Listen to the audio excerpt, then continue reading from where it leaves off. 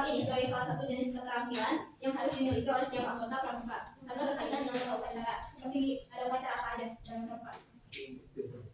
Ya, terus apa ya? Tahu nggak? Apa kan? Ya. Kemudian ada upacara latihan dan sejenisnya. Kemudian dalam baris-baris ini ada 3 macam aba-aba.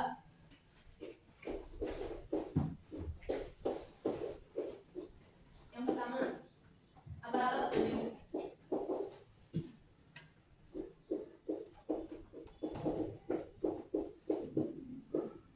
Nah, aba-aba petunjuk ini untuk menegaskan maksud dari aba-aba peringatan atau pelaksanaan. Contohnya, pada pemimpin upacara, hormat, gerak, kayak itu ya. Kemudian ada aba-aba peringatan.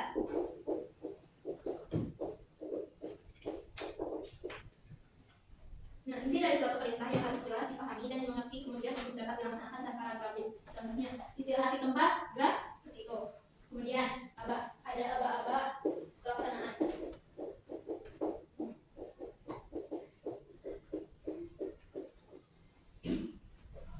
Nah, perintah pelaksanaan ini contohnya ada gerak, mulai, berhenti dan jalan, seperti itu. Aba-aba pelaksanaan ini kan tadi ada 3 ya. Ada gerak, ada jalan, dan yang tadi ada mulai. Untuk gerak ini dipakai untuk gerakan-gerakan kaki yang dilakukan tanpa meninggalkan tempat, seperti jalan di tempat,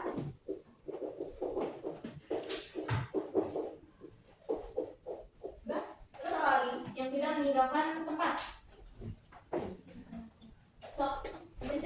Istirahat di tempat.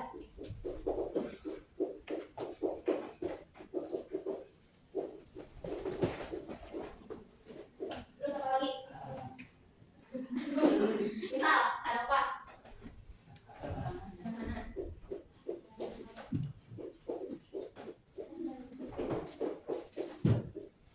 Terus ada apa lagi? Udah. Ada lagi? Siap.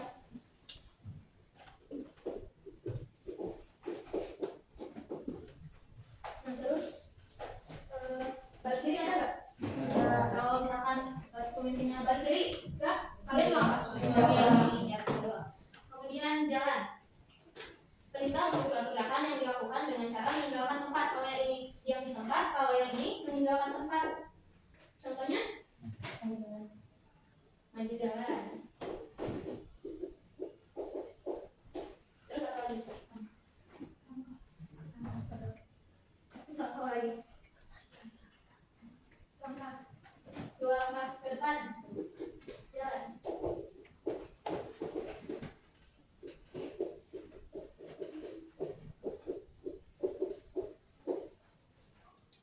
Terus mulai. Nah, dipakai pada pelaksanaan perintah yang harus dikerjakan secara berturut-turut. Ada yang tahu apa namanya? Tahu? Hitung. Karena hitung baris. Nah, aba-abanya itu mulai. Bisa.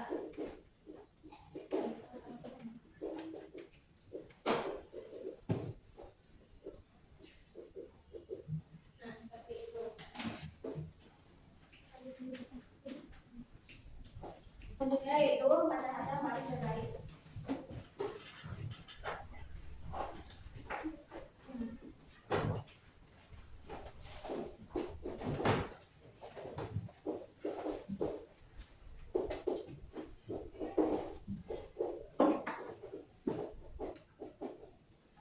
Yang pertama itu ada gerakan dasar baris berbaris yang pertama itu ada siap. Di sini pertamanya siapa? Praktekin nggak sih? Ya siap.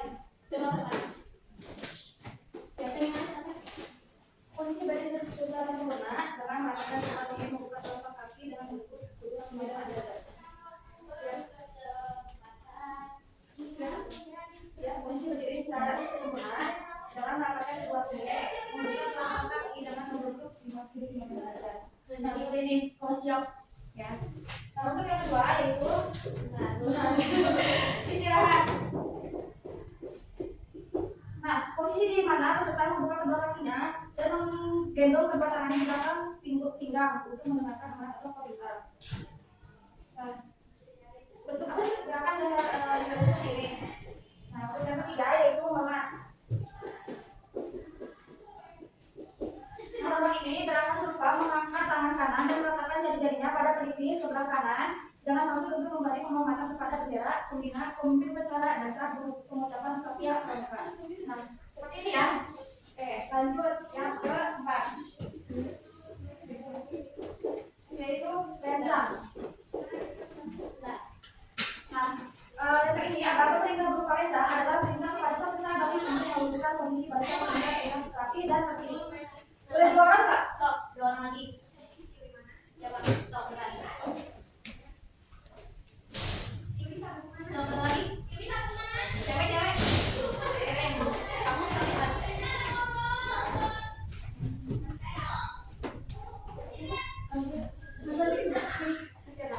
Contohnya ya, misalnya lenjang depan. Nah, itu.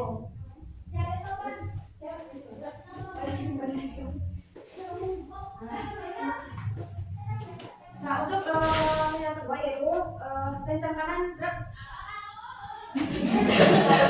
Lenjang kanan seperti ini. Nah, sudah siap gerak. Nah, untuk yang terakhir yaitu setengah lenjang kanan gerak. Nah, seperti itu ya, siap gerak. Nah, untuk terakhir yaitu langkah tegap.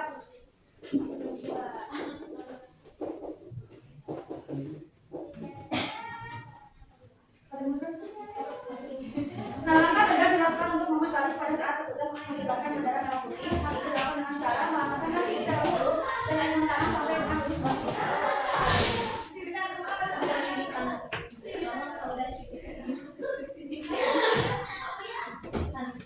Berarti sampai di bagian sana.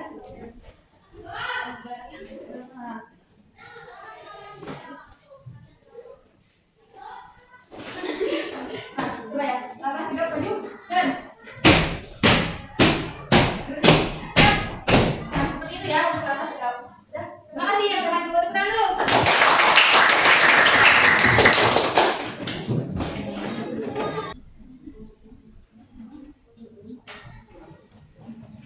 Beres dulu tulisnya. Ya. Barusan apa yang sudah kalian tulis? Ada yang mau coba menjawab?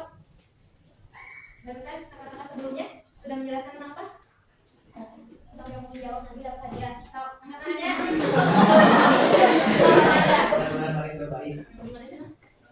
Ada macam-macam apa-apa berduduk, apa-apa berjalan, apa-apa pelaksanaan. Di apa-apa pelaksanaan ada gerak, jalan, mulai. Contoh jalan di tempat gerak. Jalan, maju jalan. Mulai, hitung, mulai. Ya, oke. Tangan yang dekat.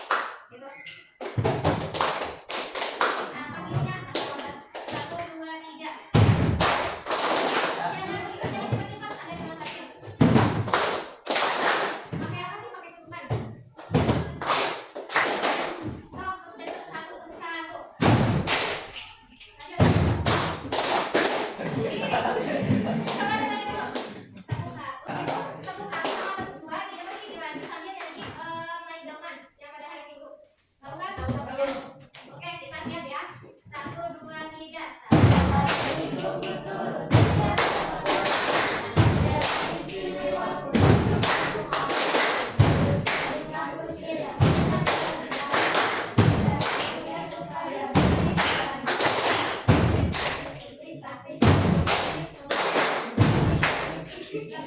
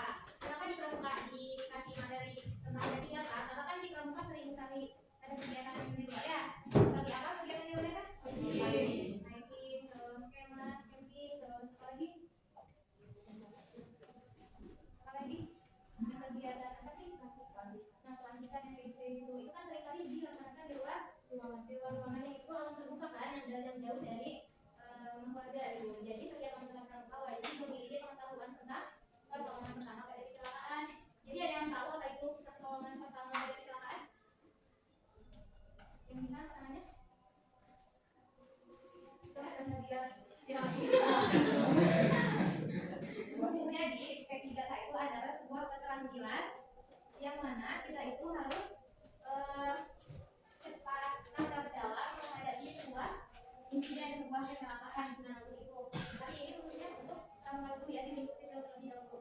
Nah, ada langkah-langkahnya, ada peraturannya dalam menolong orang yang kecelakaan itu, ada langkah-langkahnya, ada peraturannya. Yang pertama itu surat tenang. Jadi prinsipnya kalau kita menolong orang lain itu, yang pertama prinsipnya kita itu harus tenang. Jadi sebelum menolong orang lain kita juga harus tenang dulu. Kalau misalkan kita dihadapkan sama orang yang kecelakaan, kalau kita tidak tenang, panik, kan orang yang kecelakaannya akan lebih panik. Nah, yang kedua ada evaluasi keamanan. Nah, evaluasi keamanan ini kita harus memastikan bahwa lingkungan sekitar tempat kejadiannya itu harus aman. Misalkan pastikan bahwa area sekitar aman untuk memberikan pertolongan, hindari risiko tambahan yang dapat membahayakan diri sendiri. Nah, terus yang ketiga, panggil bantuan medis. Nah, kita lihat dulu situasinya. Kalau misalkan korban yang mengalami kecelakaan itu tingkat keparahannya misalkan ya parah, harus segera ditindaklanjuti, kita harus segera memanggil bantuan medis. Nah, kita juga harus tahu mana penyakit atau apapun itu yang darurat sama yang enggak. Kita kan mesti tahu ya mana yang harus segera ditindaklanjuti, mana yang misalkan kita masih bisa nolongin di tempat itu. Terus yang keempat ada lakukan pemeriksaan korban. Jadi sama seperti yang tadi. Terus nomor 5, berikan pertolongan sesuai kondisi. Tindakan pertama harus sesuai dengan kondisi korban. Ini bisa melibatkan menghentikan kendaraan. Jadi kalau misalkan si korbannya itu jatuh, misalkan terus melakukan kendaraan, berarti kita harus apa? harus menghentikan terlebih dahulu kan pendarahannya gitu. Terus kalau misalkan dia itu sesak napas, berarti kita harus apa? Ya kalau misalkan kondisinya memang harus dikasih napas buatan ya seperti itu. Terus yang keenam ada gunakan alat P3K. Nah kalau di pramuka kan biasanya sudah ada ya kalau misalkan kegiatan keluar itu sudah disediakan alat P3K-nya ya, suka dibawa kemana-mana. Nah itu harus apa sih namanya tuh menempatkan si alat itu kan harus di tempat dia yang gampang dicari gitu. Jadi kalau misalkan ada apa-apa daripada bisa segera menggunakan alat P3K. Terus yang ketujuh dari dukungan psikologis. Jadi kalau misalkan ada korban teman kita misalkan mengalami ketika misalkan lagi camping kecapean terus pingsan, nah kita itu harus memberikan dukungan psikologis dengan cara menenangkan dia. Bagaimana suasananya itu terlihat terasa nyaman sama dia itu, biar dia itu nggak pusing, nggak capek banget.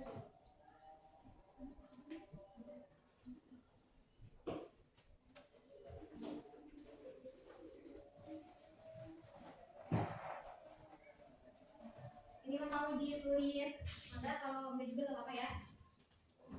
Jadi kecelakaan yang sering terjadi di lingkungan kita itu yang pertama ada shock. Nah, tanda-tanda jika seseorang mengalami shock adalah yang pertama denyut nadi cepat, denyutnya cepat. Terus yang kedua merasa lemas, yang ketiga mukanya itu pucat, keempat kulit keluar keringat dingin di kening dan telapak tangan, kelima merasa haus dan mual, terus nafas tidak teratur, tekanan darah sangat rendah.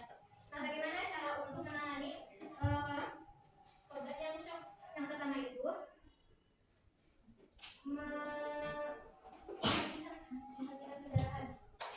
menghentikan pendarahan. Oh ya gini nih, kondisinya itu kalau misalkan korbannya itu mengalami pendarahan, dia kan akan shock, akan panik, akan cemas. Nah itu yang pertama kali ya, makanya kita itu harus melakukan pemeriksaan. Kalau misalkan ada korban itu kenapa utamanya itu misalkan karena pendarahan, berarti yang paling utama itu kita harus menghentikan pendarahannya agar dia itu tidak shock. Soalnya kan banyak orang yang takut sama darah gitu. Nah terus yang kedua, menyelimuti dan meletakkan penderita pada posisi yang paling menenangkan. Kedua ada pendarahan. Nah jenis kecelakaan yang paling sering terjadi juga adalah pendarahan, karena kan mungkin di alamnya jarak terbuka, jadi banyak yang mengalami pendarahan karena jatuh atau apa gitu. Nah yang ketiga ada patah tulang. Nah jika tulang kaki atau tangan patah, segera menggendong tangan dengan kain nipela. Tahu tak kain nipela? Buat yang apa sih? Kalau misalkan patah tulang kan pakai kain itu ya, pikirannya tuh terus dipakai kain diikat. Nah itu namanya kain nipela. Jika patah tulang maka setelah dibalut dengan kain nipela, kemudian pasanglah kayu salep, namanya kayu salep, untuk menghindari gerak tulang yang lebih parah. Nah itu ada 3 jenis kecelakaan yang paling sering terjadi. Mungkin materi P3K sudah beres. Dasar dan makna pramuka. Pramuka itu satu, bertakwa kepada Tuhan Yang Maha Esa.